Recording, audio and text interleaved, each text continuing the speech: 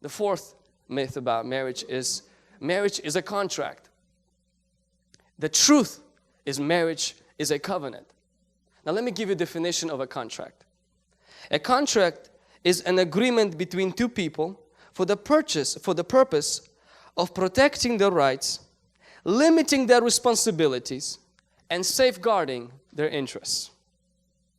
A contract, if you sign a contract with a phone, for example, how many of you have a phone company that you have a contract with? AT&T, for example. You sign a contract, and this is how you sign a contract.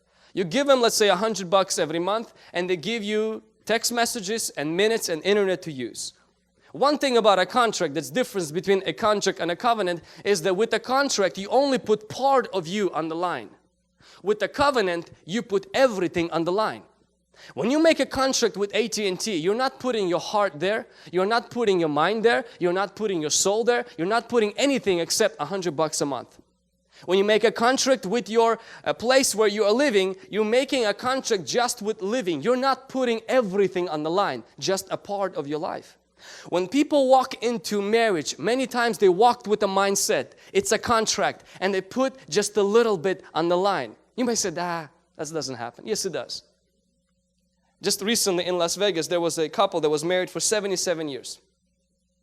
And on 77th year of their marriage, the husband divorced his wife. The man was 99 years of age and his wife was 96 years of age. This happened in Las Vegas. Now, and you may say, everything happens in Las Vegas like that. You're probably correct. You know why it happened? Because in 1940, his precious wife, who's 96 years of age, has had an affair for a very long time, and the man stumbled upon a box of letters. Turns out from the beginning of their long, great marriage, the wife saw marriage as a contract. I give my body to my husband, my heart to someone else. That's a contract.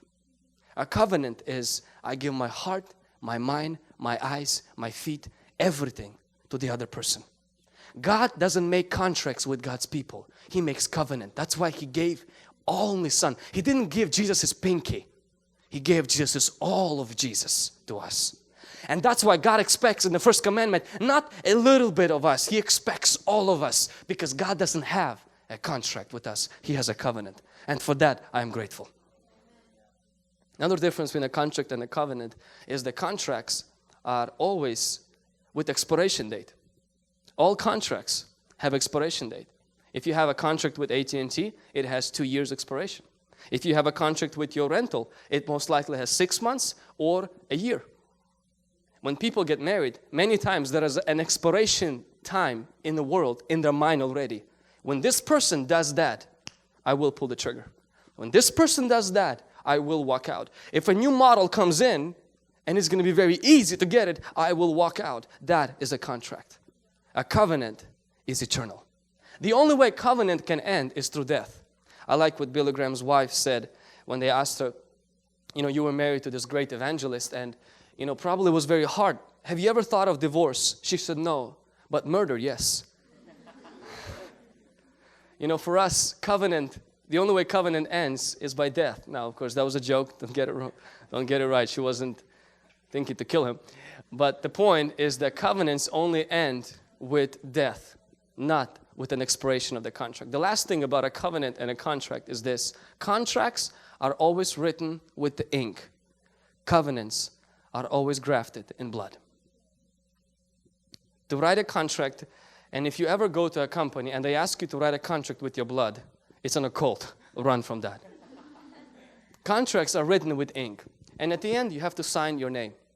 All covenants in the Bible were written with blood. The first covenant God made with man. And the last covenant, when we see Jesus and the Last Supper, He took the cup and He says, this is my blood of a new covenant. You may say, how is marriage a covenant with blood? See, what happens is that most of you know by this time already is that anytime when a girl has a sexual intercourse for first time, there is blood that's released. And biologically, the doctors have explained that there is no reason for that cover in her body to be there. There's no health reason, no protective reason that that's supposed to be in her physical body. If God created marriage and God created marriage to be a covenant, that means He left that part for a reason. So when that woman and the man, they get married and they become one physically, blood is spilled, covenant is made.